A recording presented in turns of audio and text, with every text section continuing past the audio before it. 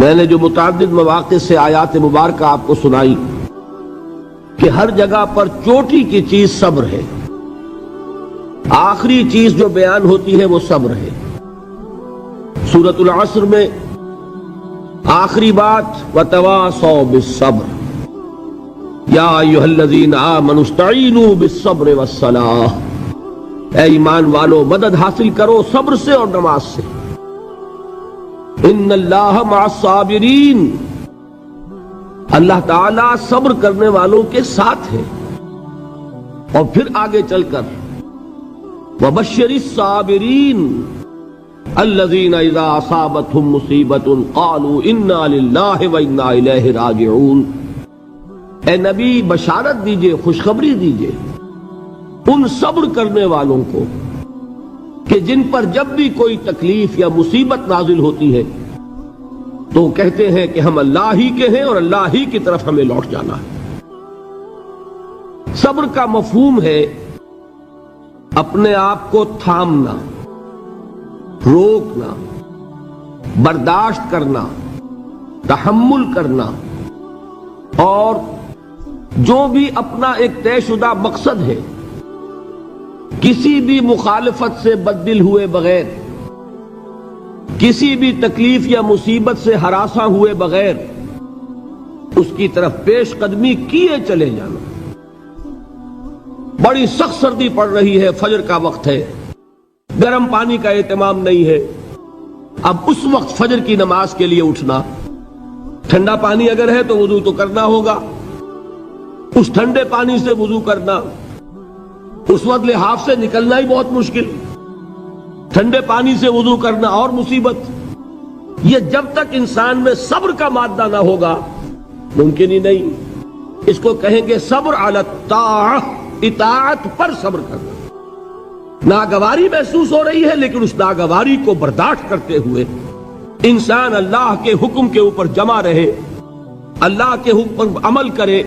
یہ کیا ہے؟ یہ صبر ہے۔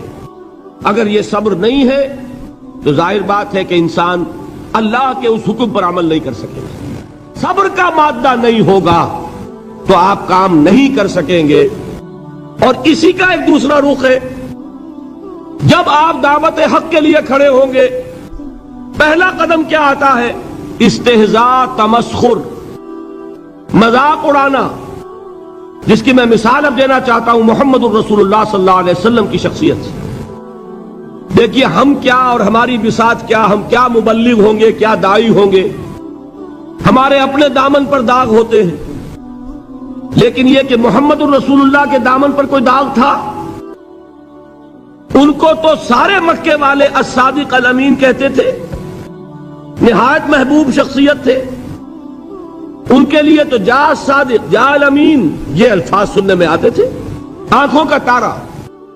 لیکن جب آپ نے دعوت اب شروع کی، اب قرآن مجید میں دیکھیے کسی نے کہا مجنون ہو گئے، دماغ خراب ہو گیا، پاگل ہو گئے، اجی شاعر ہیں، کچھ شعر جوڑ لیتے ہیں ہم پر بہت جماتے ہیں۔ کسی نے کہا ساحر ہیں، کچھ جادو سیکھ لیا ہے۔ یہاں تک کہ ایسے بدبخت بھی پیدا ہوئے، قرآن میں ہے ساحر کذاب، سحر کرنے والا جادوگر نہایت جھوٹا۔ یہ الفاظ کہے جا رہے ہیں کس کی شان میں؟ محمد الرسول اللہ صلی اللہ علیہ وسلم۔ قرآن میں نقل کیا گیا یا ایھا الذی نزل علیہ الذکر انک لمجنون۔ کبھی آپ نے اس کا ترجمہ سوچا؟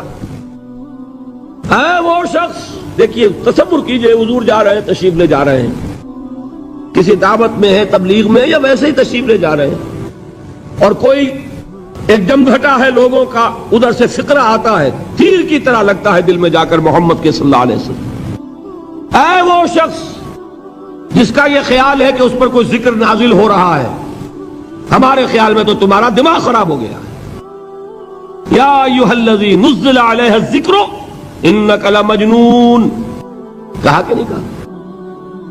اور یہ نہ سمجھیے کہ حضور صلی اللہ علیہ وسلم کے قلب مبارک کو تکلیف نہیں ہوتی تھی۔ میں قرآن سے ثابت کروں گا، میں کہیں کوئی کہانیاں بیان نہیں کرنا چاہتا۔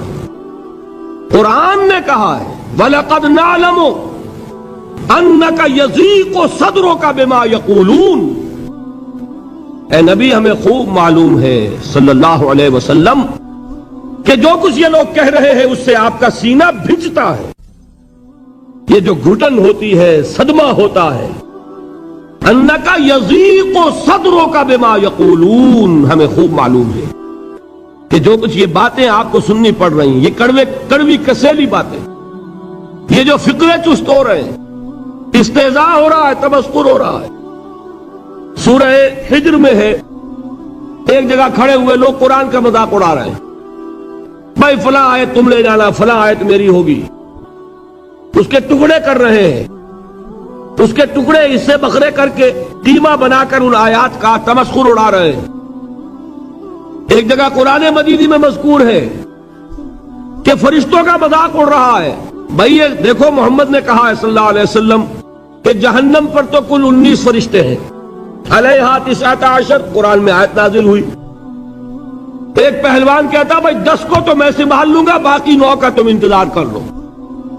یہ باتیں آ رہی ہیں حضور کے کانوں میں، کلام الہی کے ساتھ کیا سلوک ہو رہا ہے، مجھ پر کیا فقرے چست کیے جا رہے ہیں، مجھ پر جس طریقے سے استہزاء اور تمسخر کا رویہ اختیار کیا گیا ہے، دل بھج رہا ہے، دل میں صدمہ ہے۔ دیکھیے سورہ نون ہے، اور میرے نزدیک یہ دوسری وحی ہے جو حضور پر نازل ہوئی ہے، اس کی ابتدائی آیات، نون والقلم وما یسطرون ما انت بنعمت ربک بمجنون وان لک لاجرا غیر ممنون وانک لعلی خلق عظیم فستبصر ویبصرون بأیکم المفتون ان ربک هو یعلم بمن ضل عن سبیلہ وهو اعلم بالمہتدین۔ نون، قسم ہے قلم کی اور جو کچھ یہ لکھتے ہیں۔ اے نبی آپ اپنے رب کی نعمت سے مجنون نہیں ہیں۔ یہ کیوں کہا جا رہا ہے؟ حضور کو جو صدمہ پہنچا ہے وہی نازل ہوئی ہے دل جوئی کے لیے، تسلی کے لیے۔ آپ کیوں برا منا رہے ہیں؟ اے نبی آپ کیوں صدمہ اور رنج اور اندوہ محسوس کر رہے ہیں؟ ان بدبختوں کے کہنے سے کوئی آپ مجنون ہو جائیں گے؟ مانتا بے نعمت ربک بمجنون وَإِنَّ لَكَ لَأَجْرًا غَيْرَ مَمْنُونَ، آپ کو جو یہ صبر کرنا پڑ رہا ہے، آپ کو جو یہ جھیلنا پڑ رہا ہے، اس کی وجہ سے آپ کو وہ اجر ملے گا جس کا سلسلہ کبھی منقطع نہیں ہوگا۔ وَإِنَّكَ لَعَلَىٰ خُلُقٍ عَظِيمٍ، اور اے نبی آپ تو خلق عظیم کے حامل ہیں۔ آپ کا اخلاق، آپ کا کردار، آپ کی سیرت، آپ کی شخصیت میں طہارت، نفاست، پاکیزگی، آج تک دنیا نے کوئی پاگل، کوئی مجنون ایسا بھی دیکھا؟ یہ ساری باتیں اللہ تعالی حضور کی دلجوئی کے لیے فرما رہے ہیں۔ اس سے آپ اندازہ کیجئے کہ کتنا صدمہ ہوتا ہوگا۔ یہی ہے، اس ساری چیز کو جمع کیجئے تو یہ چیز کیا ہے؟ وَاصْبِرْ عَلَىٰ مَا يَقُولُونَ وَاهْجُرْهُمْ هَجْرًا جَمِيلًا، صبر کرو اے نبی، صبر کرو اے محمد صلی اللہ علیہ وسلم، جھیلو اور برداشت کرو اس پر جو یہ کہہ رہے ہیں۔ یریدون لیطفئوا نور اللہ بافواہہم، یہ چاہتے ہیں کہ اللہ کے نور کو اپنے منہ سے بجھا دیں، پھونکے مار کے ہی بس۔ نور خدا ہے کفر کی حرکت پہ خندہ زن، پھونکوں سے یہ چراغ بجھایا نہ جائے گا۔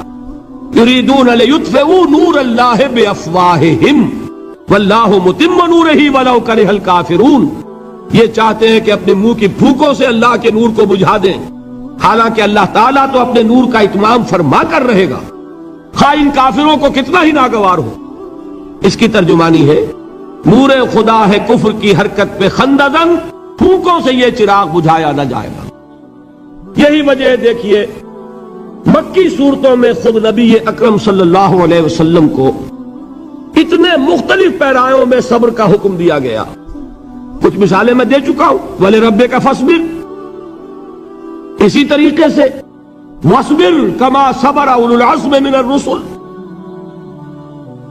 اے نبی صبر کیجئے جیسے کہ صبر کیا ہمارے اولو العزم رسولوں نے۔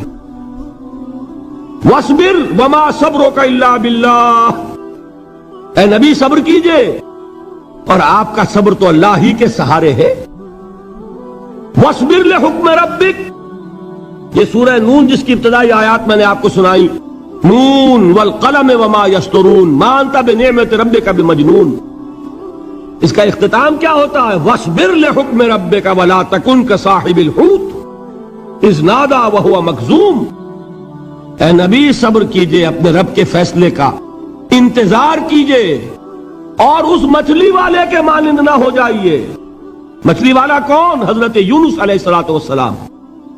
مچھلی والے نے اپنے دینی حمیت اور غیرت جو تھی اس کی وجہ سے اللہ کے حکم کا انتظار نہیں کیا، اپنی قوم کو چھوڑ کر چل دیے. نبی کا، رسول کا یہ معاملہ ہوتا ہے جیسے کہ آپ کو معلوم ہے کوئی افسر ہے کسی حکومت کا، وہ اپنی پلیس آف ڈیوٹی کو نہیں چھوڑ سکتا. He must stick to his place of duty.